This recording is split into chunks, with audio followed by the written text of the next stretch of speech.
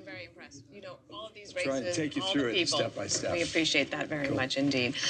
We have this hearing that is going on Capitol Hill right now. It's the first public hearing on UFOs in half a century. In his opening remarks, the subcommittee chairman Andre Carson said unidentified aerial phenomena are a real national security threat that must be investigated, admitting the idea of life outside Earth has been swept under the rug until now. Let's listen in. However, inasmuch as this topic may help us better understand unknown activities of Russia and China, I am on board. The intelligence community has a serious duty to our taxpayers to prevent potential adversaries such as China and Russia from surprising us with unforeseen new technologies. As overseers of the intelligence community, this committee has an obligation to understand what you are doing to determine whether any UAPs are new technologies or not. And if they are, where are they coming from? In general, the IC spends much of its time and resources trying to understand what we call known unknowns. When it comes to foreign nations' weapons systems and sensors, known unknowns are those features that we don't fully understand yet.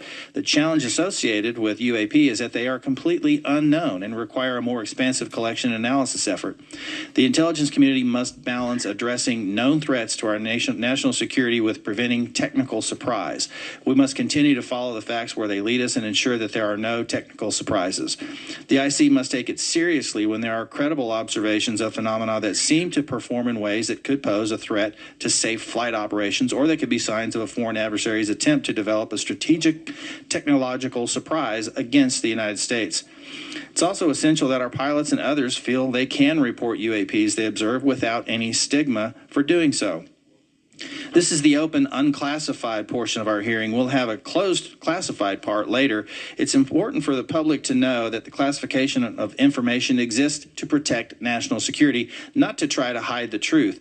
When we're trying to determine if any UAPs are new technologies being developed by foreign governments, we are inevitably going to run into classified information about what new systems and technologies we do know are in the works here or abroad. But where information does not risk national security, it should be shared with our allies and the public when feasible. I hope that we can have your assurance to this end today. It's my hope that the intelligence community will continue to try to determine the nature of UAPs we've observed and will keep Congress fully apprised of all developments. I look forward to this hearing and continued dialogue and oversight with the intelligence community on this topic. And with that, I yield back. Gentleman yields back, and now we'll turn to our distinguished chairman, Adam Schiff, for any comments he wishes to make. Thank you, Chairman Carson, for holding this open hearing on unidentified aerial phenomenon and for your leadership on this issue. Holding a portion of our discussion today in open session is critical to the cause of transparency and openness, which was Congress's intent in authorizing and funding this new task force. The larger effort that is being undertaken to study and characterize UAP reports is an important step towards understanding these phenomenon, what we know and don't know. And I look forward to hearing more during both the open session and the closed setting about how DOD and the IC are undertaking that task. UAP reports have been around for decades, and yet we haven't had an orderly way for them to be reported without stigma and to be investigated. That needs to change. UAP reports need to be understood as a national security matter, and that message needs to go out across DOD, the IC, and the whole of the U.S. government. When we spot something we don't understand or can't identify in our airspace, it's the job of those we entrust with our national security to investigate and to report back. That is why it's important that we hold this open hearing for the public to hear directly from the Department of Defense on the steps it's taking to track, analyze, and transparently communicate the work that is being done on this issue. It is also the responsibility of our government and this panel to share as much as we can with the American people, since excessive secrecy only breeds distrust and speculation. I look forward to hearing how the UAP task force is being stood up, what challenges they still face, and how this committee can make sure the task force is able to shed light on one of the world's most enduring mysteries. I thank you gentlemen for your work, and be very interested to hear what you have to say. To me, among the most fascinating questions are these phenomena that we can measure. That is, instruments report there is something there. It is not the human eye confusing objects in the sky. There is something there, measurable by multiple instruments, and yet it seems to move in directions that are inconsistent with what we know of physics or science more broadly. And That to me poses questions of tremendous interest and as well as potential national security significance. So we look forward to hearing what you're able to report to us today in open session. And I want to thank Chairman Carson again for his extraordinary leadership on this issue, and I yield back. Chairman yields back. Thank you. With that, we will start our hearing. Undersecretary Moultrie, the floor is yours, sir. Thank you. Chairman Schiff, Committee Chairman Carson, Ranking Member Crawford, distinguished members of the subcommittee, it's a privilege to be here with you today to address your questions regarding unidentified aerial phenomenon, or UAP. I'm pleased to be joined by Mr. Scott Bray, the Deputy Director of Naval Intelligence, who will speak to the Navy's Unidentified Aerial Phenomenon Task Force, which laid the foundation for the efforts we will discuss today. First, I'd like to thank Congress for supporting the Department's UAP efforts. The NDAA for fiscal year 2022 has helped us to establish a dedicated office to oversee processes and procedures for the timely collection, processing, analysis, and reporting of UAP-related data. What are UAP? Put simply, UAP are airborne objects that, when encountered, cannot be immediately identified. However, it is the Department's contention that by combining appropriately structured collected data with rigorous scientific analysis, any object that we encounter can likely be isolated, characterized, identified, and if necessary, mitigated. We know that our service members have encountered unidentified aerial phenomenon, and because UAPs pose potential flight safety and general security risks, we are committed to a focused effort to determine their origins. Our effort will include the thorough examination of adversarial platforms and potential breakthrough technologies, U.S. government or commercial platforms, allied or partner systems, and other natural phenomena. We also understand that there has been a cultural stigma surrounding UAP. Our goal is to eliminate the stigma by fully incorporating our operators and mission personnel into a standardized data gathering process. We believe that making UAP reporting a mission imperative will be instrumental to the effort's success. The Defense Intelligence and Security Enterprise provides real-time support to our warfighters and mission personnel across all domains. To optimize the department's UAP work, we are establishing an office within the Office of the Secretary of Defense. That office's function is clear: to facilitate the identification of previously unknown or unidentified airborne objects in a methodical, logical, and standardized manner.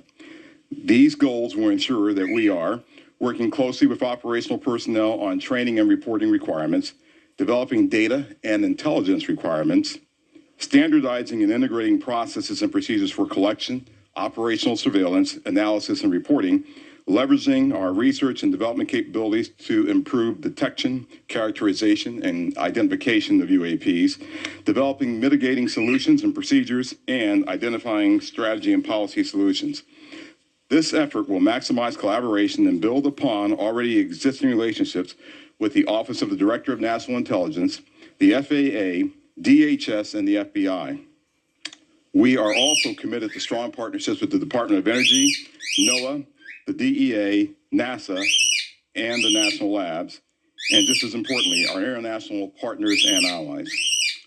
With regard to the importance of transparency, the department is fully committed to the principle of openness and accountability to the American people. However, we are also mindful of our obligation to protect sensitive sources and methods. Our goal is to strike that delicate balance, one that enables us to maintain the public's trust while preserving those capabilities that are vital to the support of our service personnel. In closing, the department is committed to this effort and welcomes the challenge. We thank you for your committed support and look forward to your questions.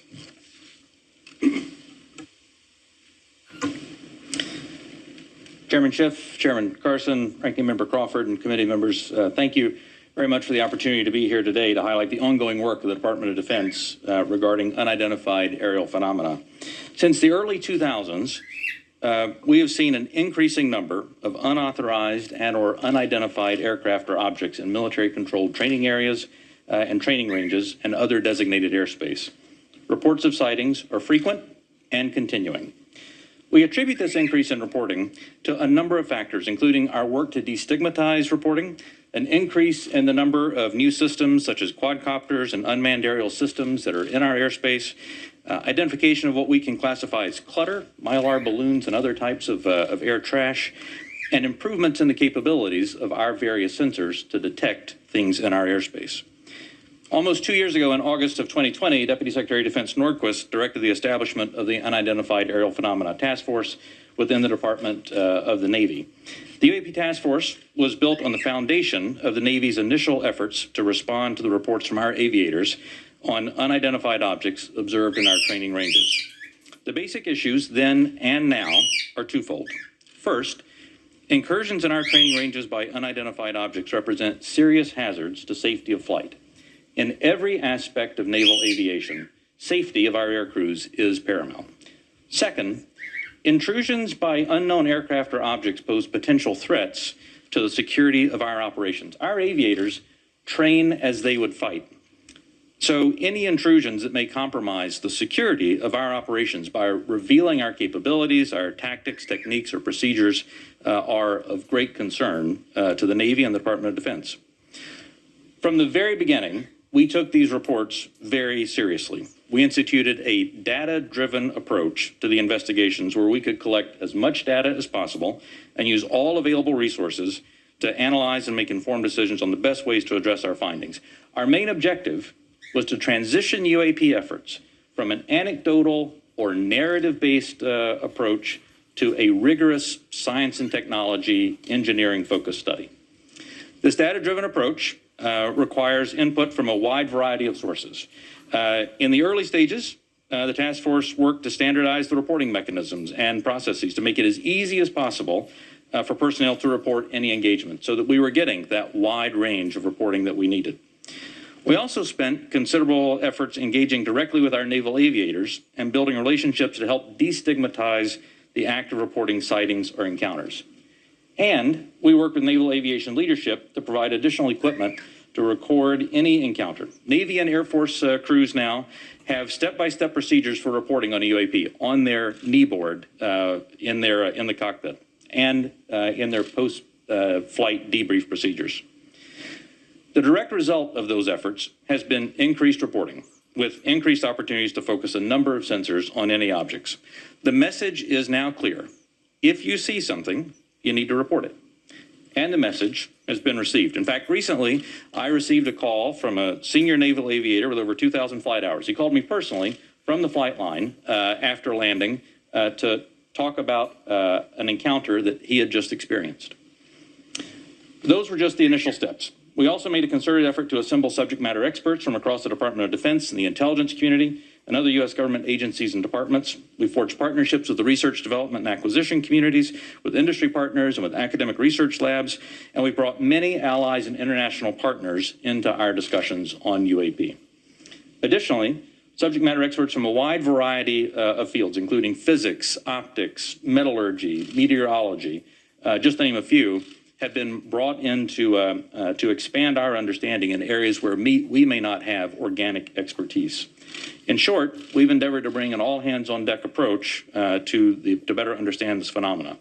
So what have we learned so far? Any given observation may be fleeting or longer. It may be recorded or not. It may be observable by one or multiple assets. In short, there's rarely an easy answer. For example, let me share with you the first video that we have here today, which shows an observation in real time.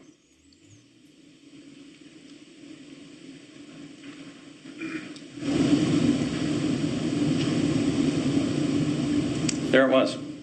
That's, in many cases, that's all that a report may include. And in many other cases, we have far less than this. As we detailed in both the unclassified and classified versions of the preliminary assessment released by the Office of the Director of National Intelligence last June, this often limited amount of high-quality data and reporting hampers our ability to draw firm conclusions about the nature or intent of UAP. As detailed in the ODNI report, if and when individual UAP incidents are resolved, they likely fall into one of 5 potential explanatory categories: airborne clutter, natural atmospheric phenomena, U.S. government or U.S. industry developmental programs, foreign adversary systems, or a other bin that allows for a holding bin of difficult cases and for the possibility of surprise and potential scientific discovery. We stand by those initial results. Since the release of that preliminary report, the UAP Task Force database has now grown to contain approximately 400 reports. The stigma has been reduced. We've also made progress in resolving the character of a limited number of UAP encounters. For example, let me show you a couple of another video and image taken years apart in different areas. In this video, U.S. Navy personnel recorded what appears to be triangles, some flashing, recorded several years ago off the coast of the United States. This was recorded while the U.S. Navy ship observed a number of small unmanned aerial systems in the area. Now, importantly, the video was taken through night vision goggles with a single lens reflex camera. These remained unresolved for several years.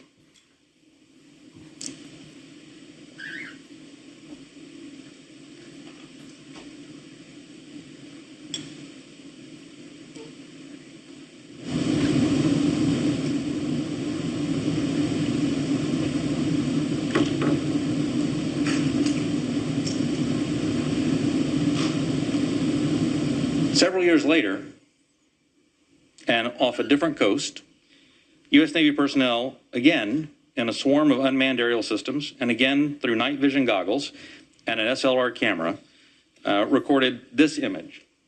But this time, other U.S. Navy assets also observed unmanned aerial systems nearby. And we're now reasonably confident that these triangles correlate to unmanned aerial systems in the area. The triangular appearance is a result of light passing through the night vision goggles and then being recorded by an SLR camera.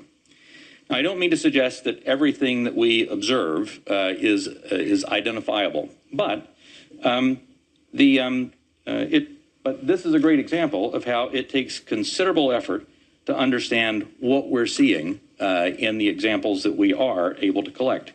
In this example, we accumulated sufficient data from two similar encounters from two different time periods in two different geographic areas to help us draw these conclusions.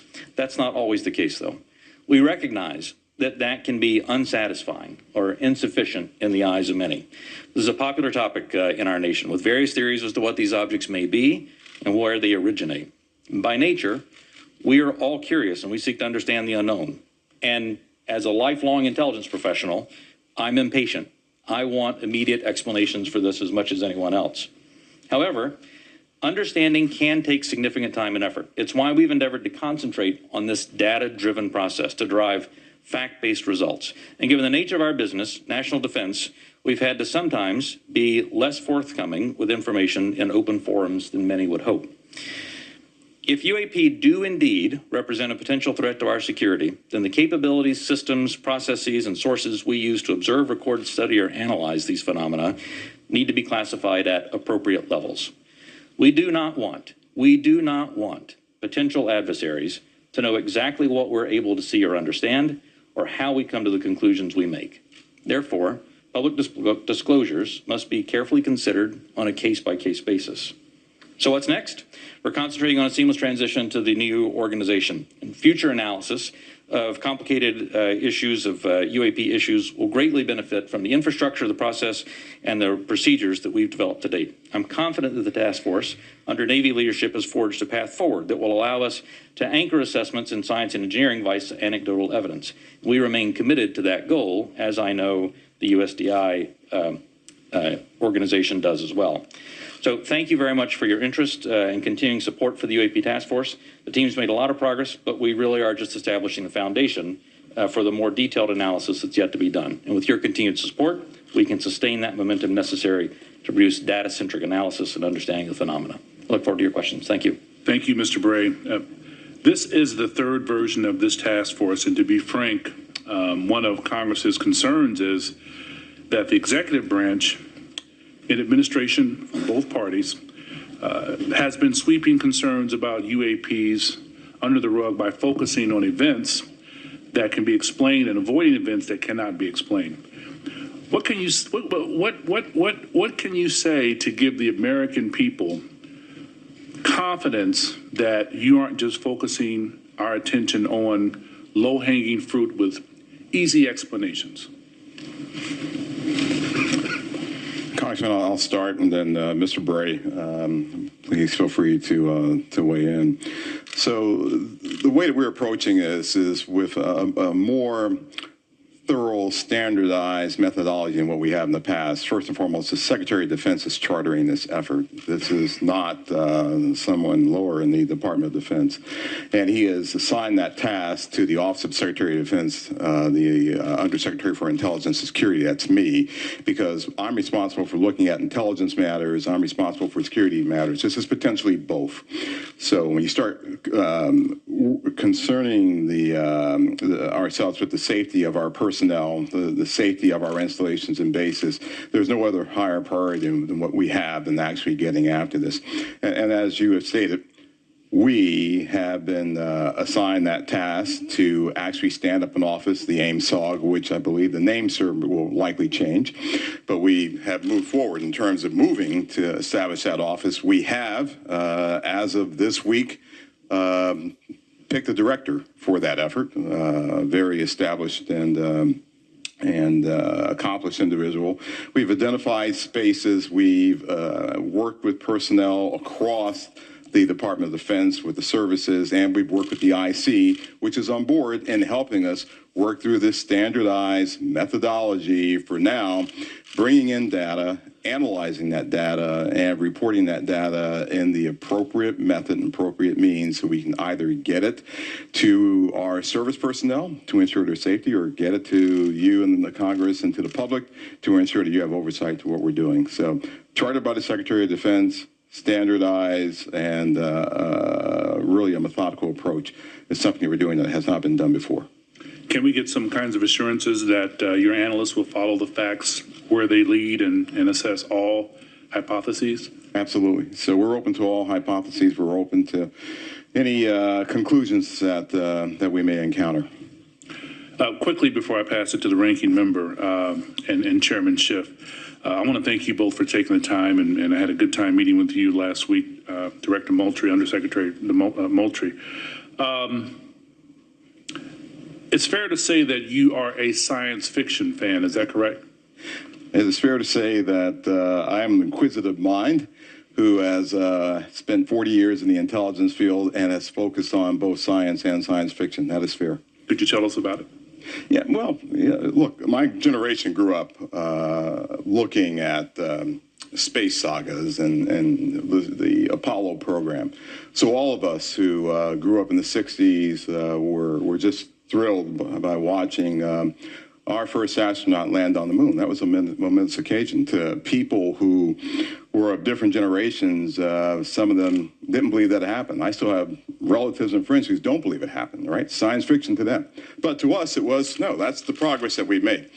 And so I was enthralled by that, and I've taken that to heart. I enjoy the challenge of what may be out there. I have mentioned to you that, yes, I have followed science fiction. I have gone to conventions, even. I'll say it on the record. Got to break the ice somehow. But, I have done that, right? But there's nothing wrong with that. Don't necessarily dress up, but I do, I do believe that it's important to show that the Department of Defense has, we have character. And we're people just like you, just like the American people. We have our inquisitiveness. We have our questions. We want to know what's out there as much as you want to know what's out there. We get the questions not just from you, we get it from family members. And we get them night and day, not just in committee hearings. So finding what's out there is important. But first and foremost, it's important for us to do that so we can ensure that our people, our personnel, our aviators, our bases and installations are safe. And then that curiosity factor is something else that we just want to know, because that's the human race. It's just, that insatiable desire to know. Thank you, sir. Ranking Member Crawford. Mr. Moultrie, you said you don't necessarily dress up. That wasn't a real strong statement. Gentlemen, thank you for being here today. We appreciate it. And thank you, Mr. Moultrie, for breaking the ice the way you did. Appreciate that. The inability to understand objects in our sensitive operating areas is tantamount to an intelligence failure that we certainly want to avoid. This is not about finding alien spacecraft, but about delivering dominant intelligence across the tactical, operational, and strategic spectrum. So my question is, how can AIMSOG lead to prevention of intelligence surprises? Sure, I'll start with that. So the goal of our effort is to integrate it into what we already do on a normal basis, which is look for the unknowns, Congressman, as you stated in your opening remarks, across all domains. So we've been doing this for decades. We've been looking at the space domain, looking at space objects, looking at space weather, looking at space phenomenon. We've been looking at things in the air domain, and we, as you know, and I'll talk more about this in classified session, but we have a very concerted effort to understand adversarial platforms and adversarial developmental programs, and we do that also in the ground domain. And of course, we're very interested in what happens in the underwater or sea domain, if you will, subsurface domain. So if there are objects that our aviators or air crews are encountering in this air domain, and their sensors are discovering or detecting some of these objects, we want to just bring that in to the normal process that we have for identifying unknown unknowns. We want to make sure we have the intelligence requirements that allow us not only to look at that event from the time that it occurs forward, but maybe retrospectively, we want to go back and see if we can get to the left of that event to say, was there some developmental program that we, to get to your technical surprise issue, sir, that we should have known about? And if so, how do we put that intelligence requirement in place to ensure that we are following an adversarial development or any other development that may be out there? So that's what we want to do in terms of normalizing this and bringing it into the normal process of how we identify unknown unknowns. So you mentioned fidelity, and I think it's important to talk about the relationship from the Navy as the lead agency on this. How do you interact with Space Force, Air Force to create that degree of fidelity? We're talking about the sensors and so on. And I guess where I have some concerns that many of the images that we see commonly in this committee and even in open source, the resolution and the clarity that would allow a robust technical intelligence analysis is challenging. So is AIMSOG prepared to address the quality and quantity of data collected on UAP to advance intelligence collection? And do you have the adequate sensors you need to collect that high quality data? One of the lines of effort that we have is looking at our sensor capabilities and to understand whether or not, as the video showed that Mr. Bray displayed, sometimes it's very fleeting data that we have on some of these objects. And we want to make sure that, one, our systems are calibrated to actually be able to collect on the objects. You know, our sensors today they're calibrated for specific things. We want to make sure to calibrate it for things of this nature, things of this size, things of this velocity, if I can use that term.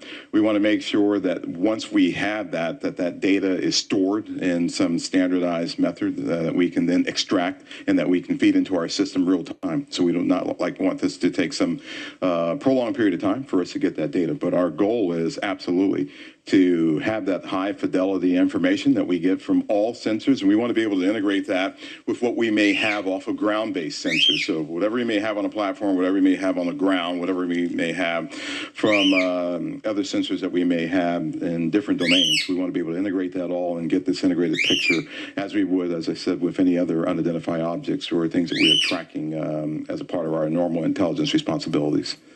Thank you. Last question, Mr. Bray, if you would.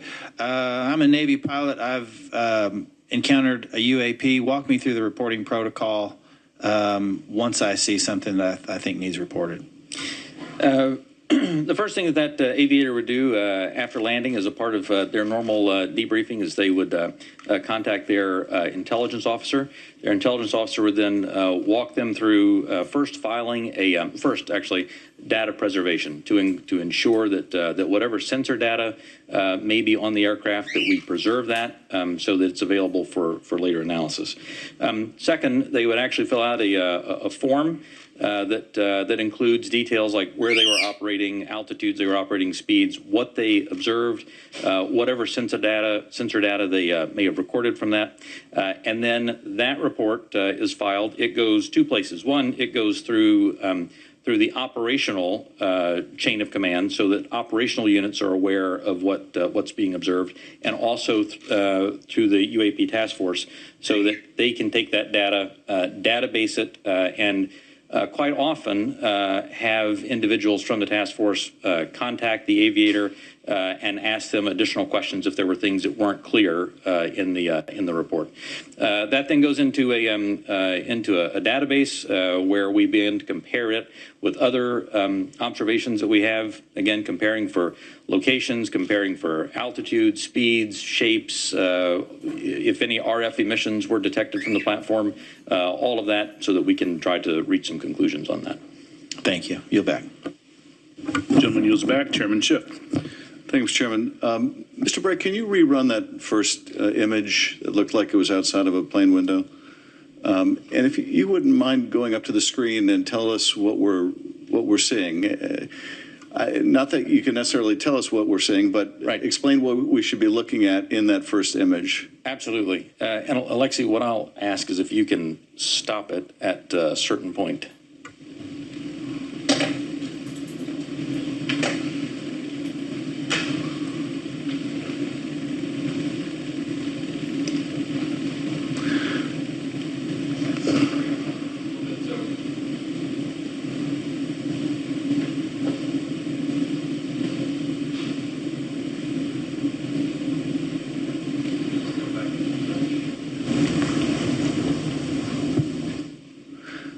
And are we looking outside of a civilian aircraft window? Is that what we're looking at? We're looking outside a U.S. Navy F-18. Okay. And this is great. It shows how difficult the analysis is. Go just a little further forward, Alexi.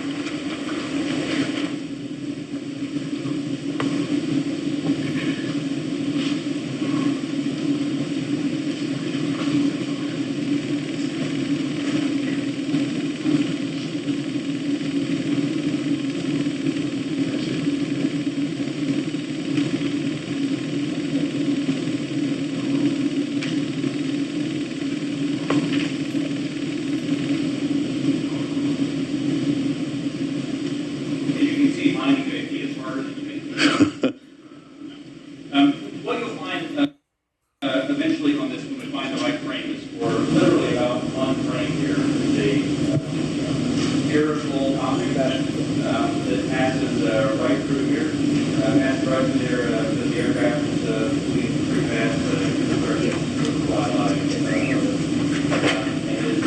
Is that it right there? That's very long. Can you point to the screen again what we're supposed to be looking at?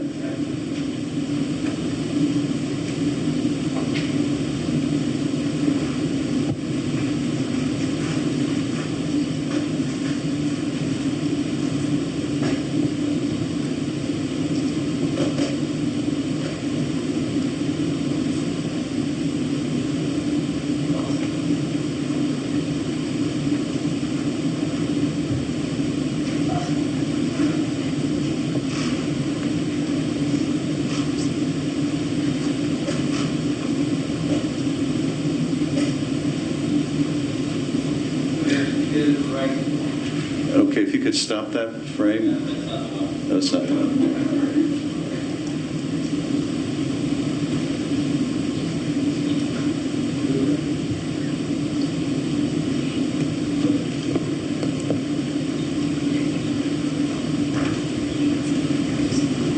Alexi, just push and play.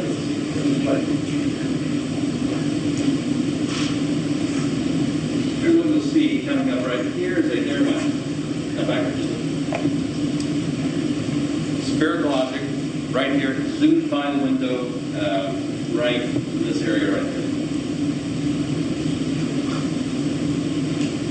There we go. You can just see that part right there again, going by. I think we're having a hard time stopping it tonight, too.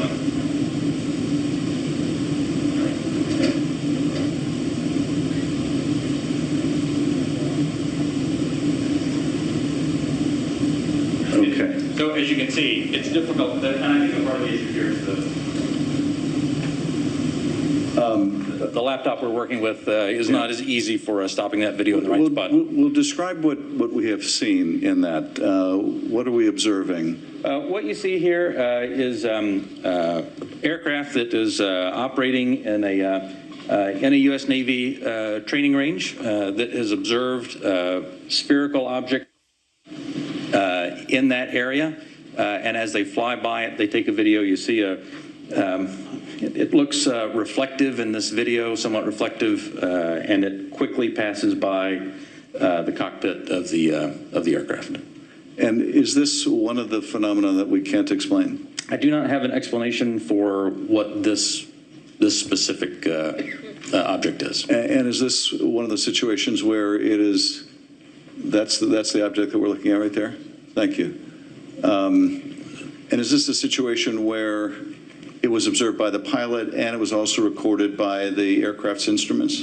We'll talk about the multi-sensor part in a later session. But in this case, we have at least that. In the Director of National Intelligence 2021 unclassified report, the ODNI reported 144 UAPs between 2004 and 2021, 80% of which were recorded on multiple instruments.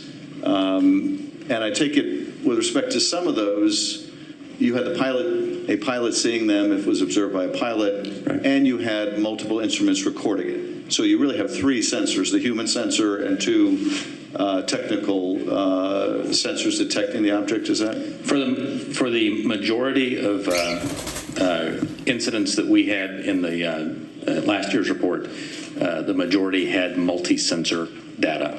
When I talk about the 400 reports that we have now, that number will certainly go down because a lot of those new reports that we have are actually historic reports that are narrative-based.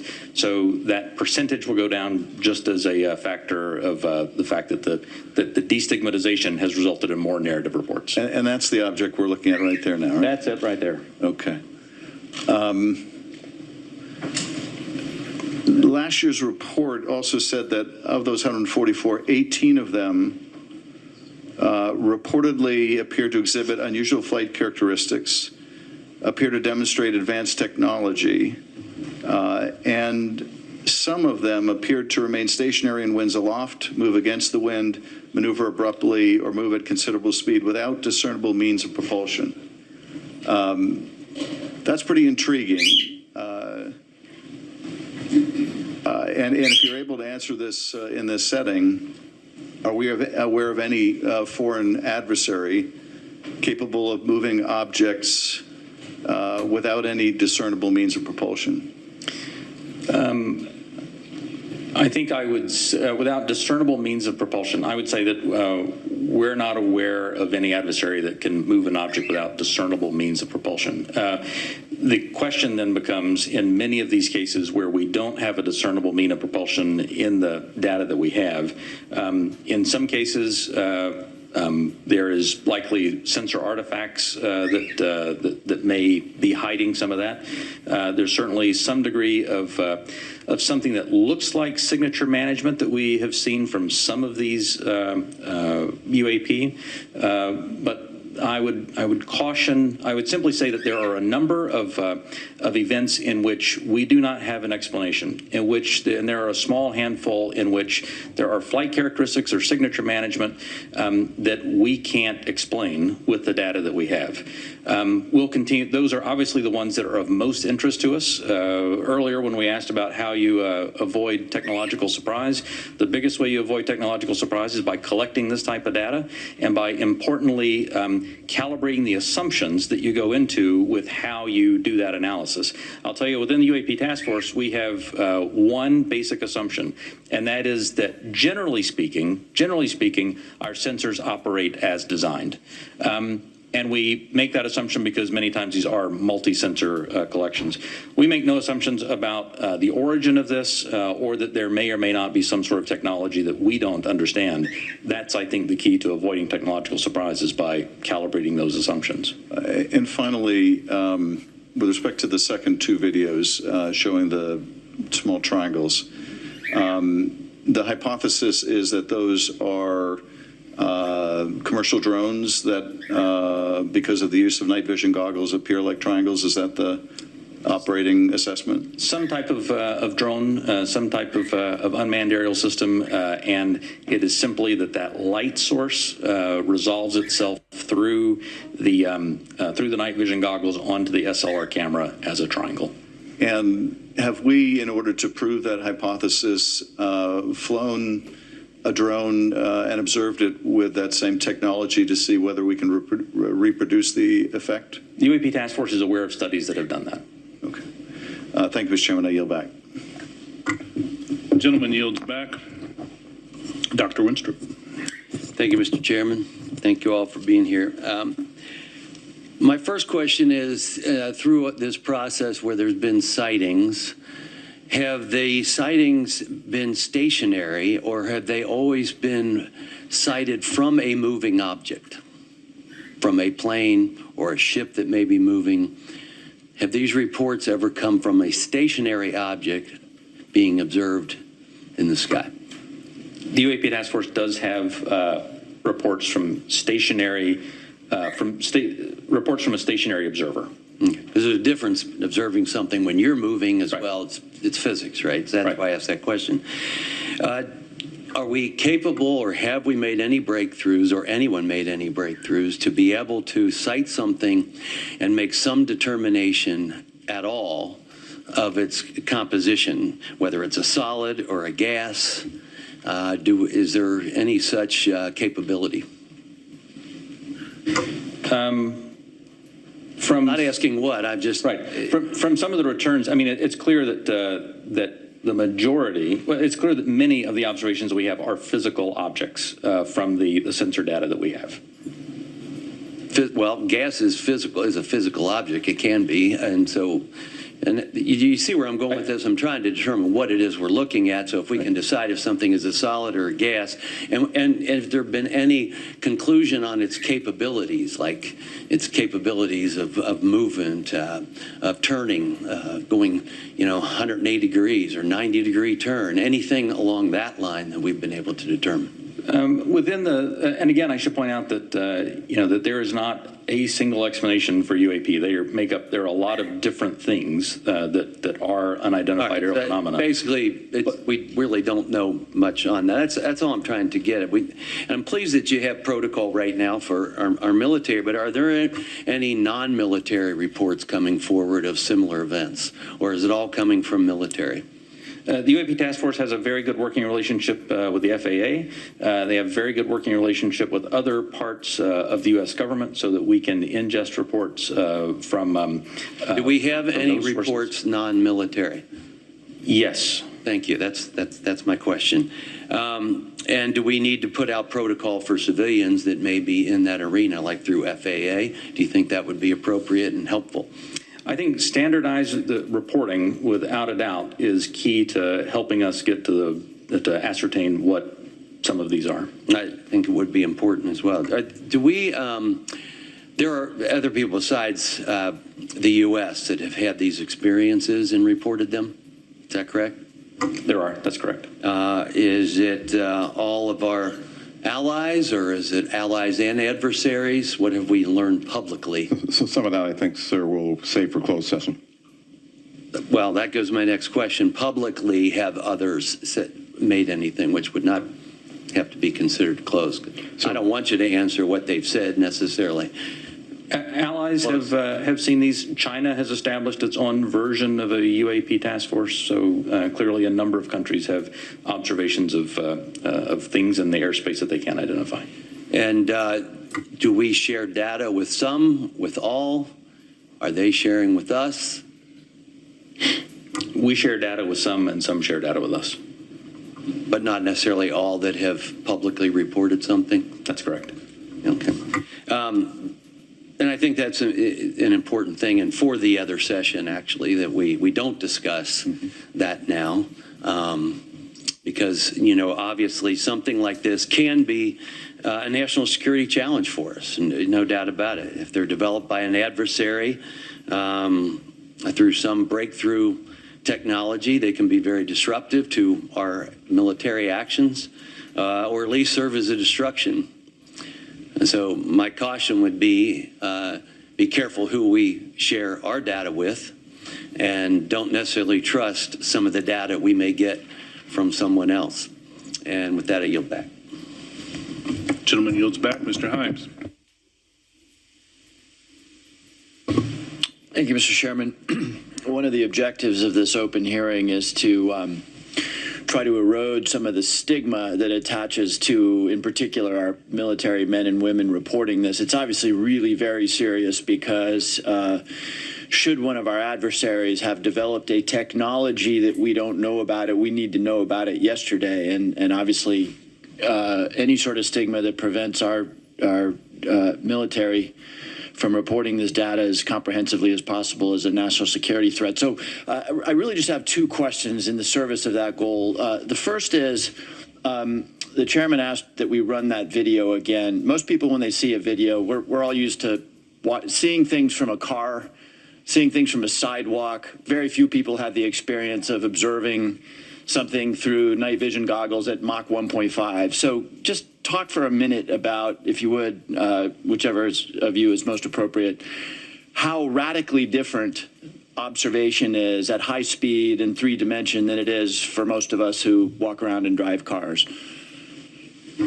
So the first thing I think that's important to note about this is there are lots of things when you are moving very fast and an object is between you and a stationary reference point like the ground, it gives a lot of different impressions about how quickly something is or isn't moving. And it actually means that it is a challenge, especially with narrative-based data, to get a lot of information on that. That's why the sensor data is so important, because things do happen very quickly, as you see there.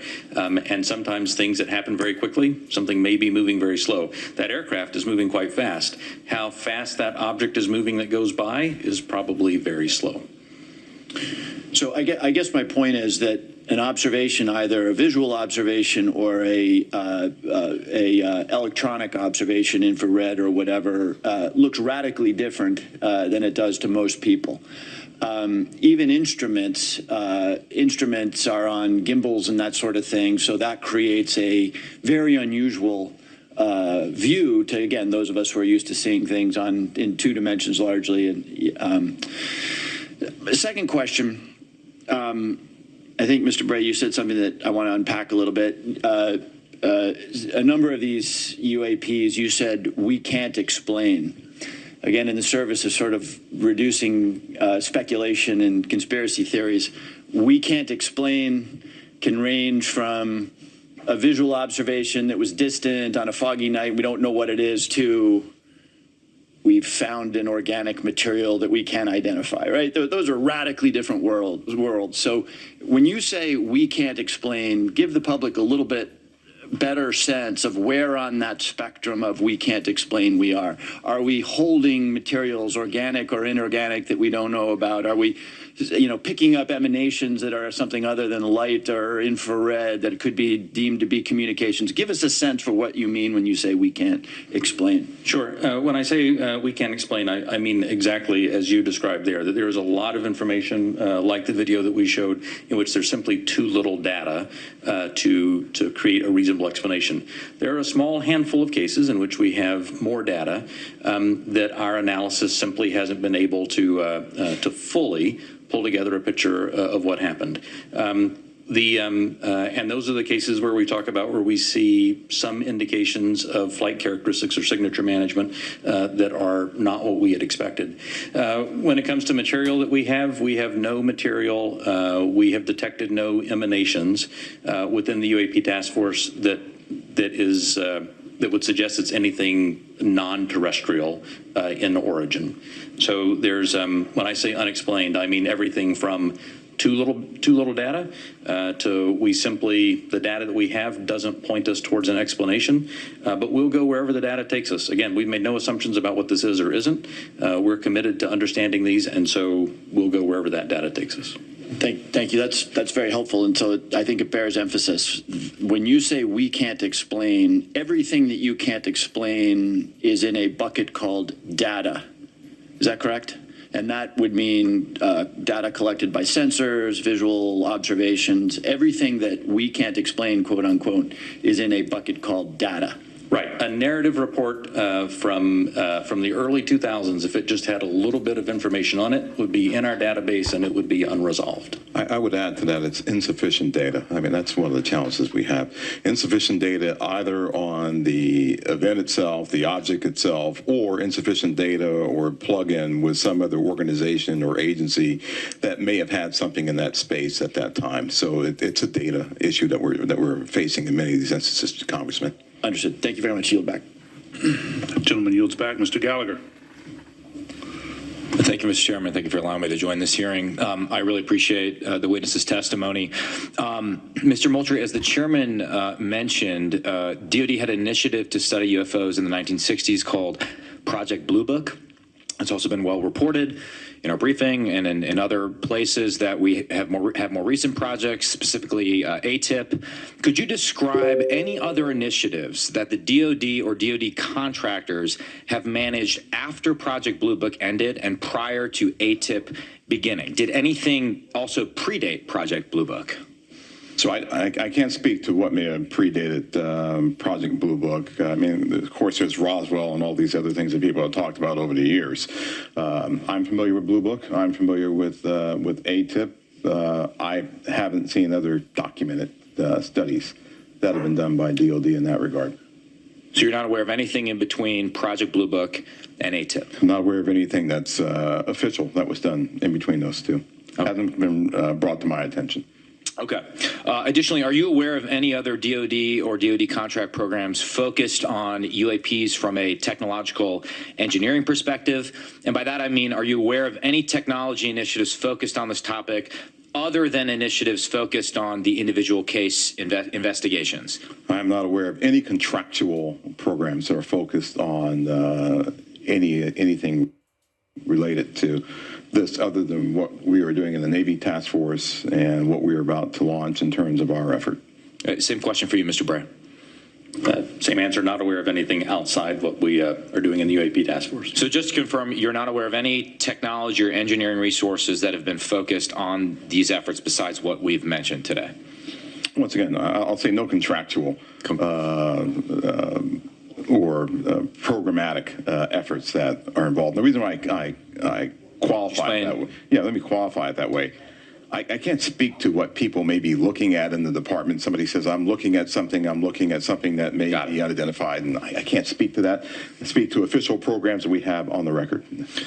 It's also been reported that there have been UAP observed and interacting with and flying over sensitive military facilities, particularly, and not just ranges, but some facilities housing our strategic nuclear forces. One such incident allegedly occurred at Malmstrom Air Force Base, in which 10 of our nuclear ICBMs were rendered inoperable. At the same time, a glowing red orb was observed overhead. I'm not commenting on the accuracy of this. I'm simply asking you whether you're aware of it and whether you have any comment on the accuracy of that report. Let me pass that to Mr. Bray, if you've been looking at UAPs over the last 3 years. That data is not within the holdings of the UAP Task Force. Okay, but are you aware of the report, or that the data exists somewhere?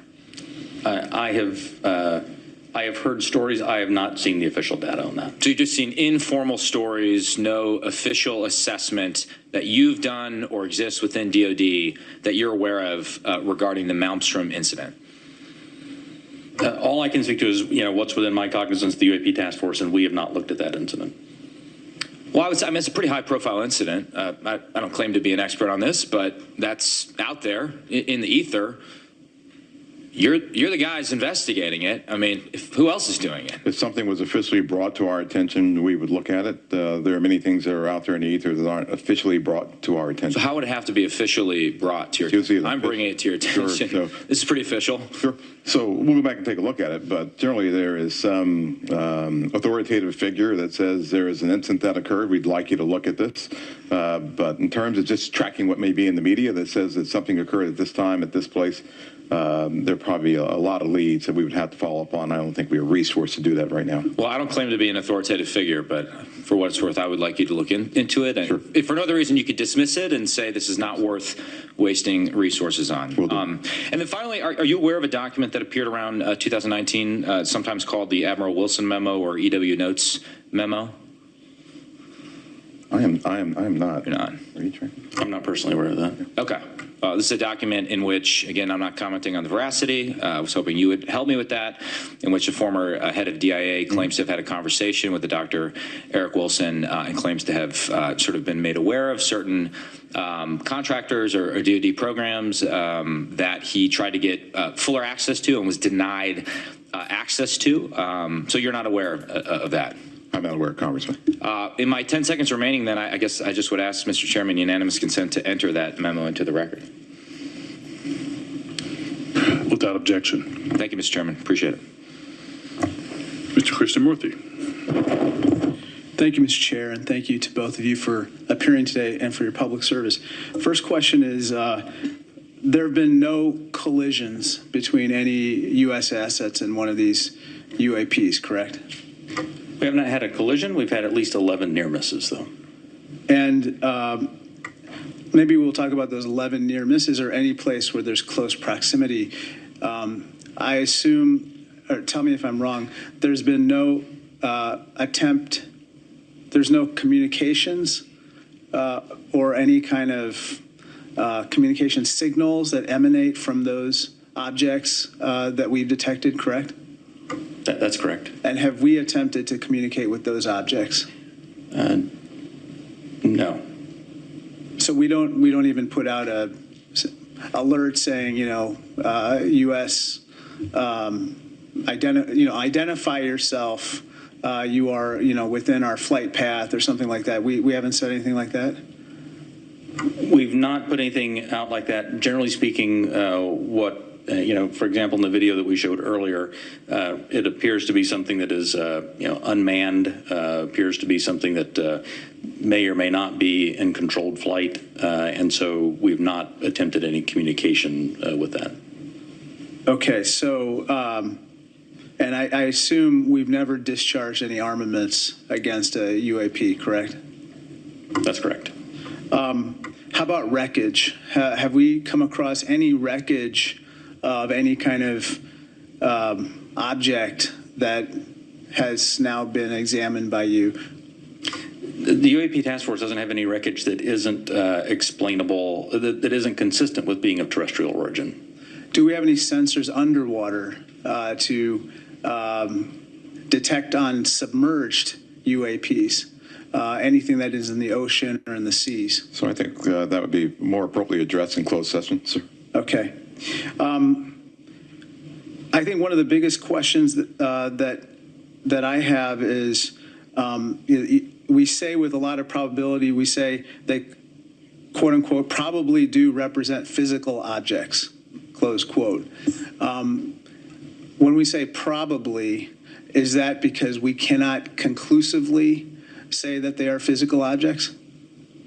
In the task force report, a couple major headlines there. Frequent and continuing was the testimony, and 11 near misses as well.